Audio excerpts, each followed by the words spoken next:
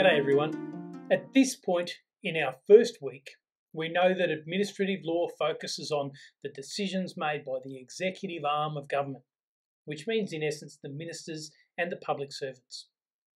We know that administrative law establishes rules which they have to follow, and that administrative law provides ways in which individuals can hold those public servants to account, and often have decisions overturned if they are not made properly.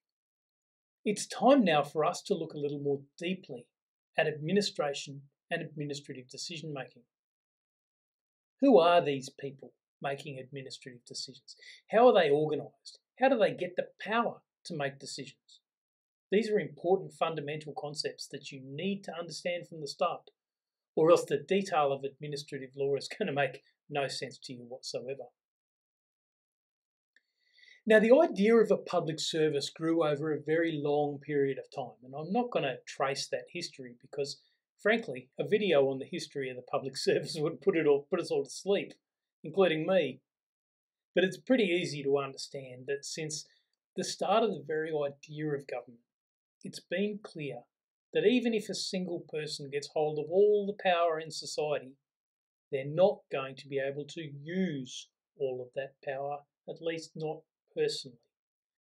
Even the greatest ancient king was not able to collect all the taxes, fight all the wars, build all the roads, trade all the gold, dispense all the justice personally. Instead, they had to delegate this power. Really, what we're saying is they had to have staff.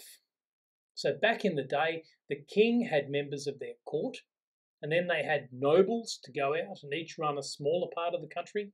So the king was the boss of the dukes, and the dukes were the bosses of the earls, and the earls were the bosses of the barons, and the barons were the bosses of the knights, and so on down the line to the poor peasant standing knee-deep in mud, trying to plough a field and actually grow food.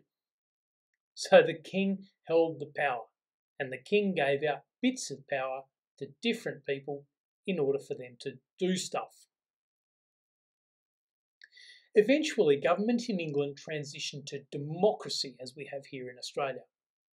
One of the downsides of an elected parliamentary democracy is that there is a regular turnover of staff. Prime ministers come and go, ministers come and go even more often, there are elections every 3 or 4 years, and you can have an entire government thrown out on the spot. Kings and queens, on the other hand, tend to remain on the throne for a much longer time. Imagine if every time there was a new government or a new minister or a new election, they had to organise the entire government from the ground up. For instance, imagine if every time there was a new election, all the teachers in all the schools got the sack, and when there was a new government and a new education minister, that minister had to begin recruiting teachers all over again. It would be chaos. The solution that we've evolved in England and in Australia is to have what is called a permanent public service. The idea is that the basic infrastructure, so the people, the organisation, the buildings, the equipment, they're all permanent. And those people, the public servants, are required to serve whatever government may be in place at any time. They're expected to do this impartially. So they have to give the same level of service regardless of whether they agree with the policies of the government or not. This means that every incoming government has, waiting for it, staff and infrastructure to let the government hit the ground running. Now, naturally, governments reorganise and restructure things from time to time, but they're not starting from scratch. It is inevitable that these public servants make decisions, and that those decisions affect people's lives. There are literally millions of these decisions. A public servant decides whether to audit your tax return, or whether someone gets a visa to enter Australia, or whether a person gets a driver's licence, or whether a student gets an allowance, or whether an area of land can be redeveloped. Do you get the picture? 1 million decisions a day, some massive and some almost trivial. But all of them affect people, and all of them at some level require the public servant to exercise powers. The public servant who, for instance, decides if you get issued a passport has a power that you don't have. They can issue a passport and you can't. But they don't have that power because they're somehow special. We don't live in a society where people have different rights and powers depending on who they are. Instead, public servants exercise public power. They can make decisions because the Parliament, which represents all of us, has decided to grant that power to the person occupying a particular position. Let's look at an example. As we know, every 3 years there's a Commonwealth election. Those elections are run by the Australian Electoral Commission. This is a government agency full of public servants. When it's election time, each House of Representatives electorate is officially known as a division, and each division has a divisional returning officer whose job, basically, is to run the election in that division. This is an important job. It's a lot of responsibility.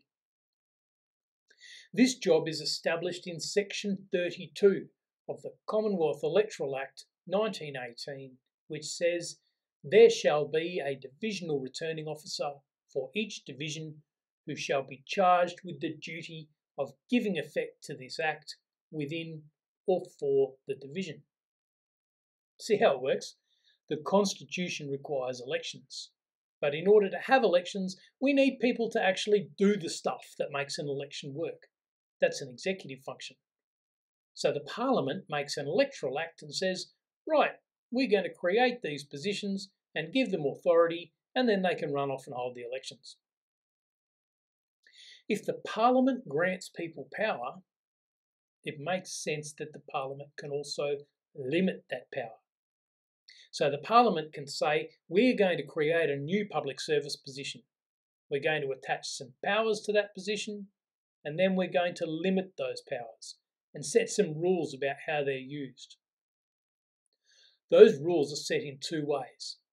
First, the individual act which creates the power might have specific rules. So, for instance, Section 206 of the Electoral Act says that voters must be provided with separate booths in which to cast their votes secretly. So the divisional officer has powers, but it doesn't include the power to just say, we're not going to have individual booths in this division. The second way that the Parliament has made rules about the use of power by the public servant is through a more general set of rules that's come to us through the common law and through an act called the Administrative Decisions Judicial Review Act. These rules govern all sorts of administrative decision making. They provide the basic expectations that we as a community can have of any administrative decision maker in any department making any administrative decision.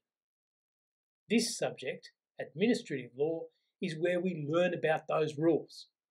Is that all coming together yet?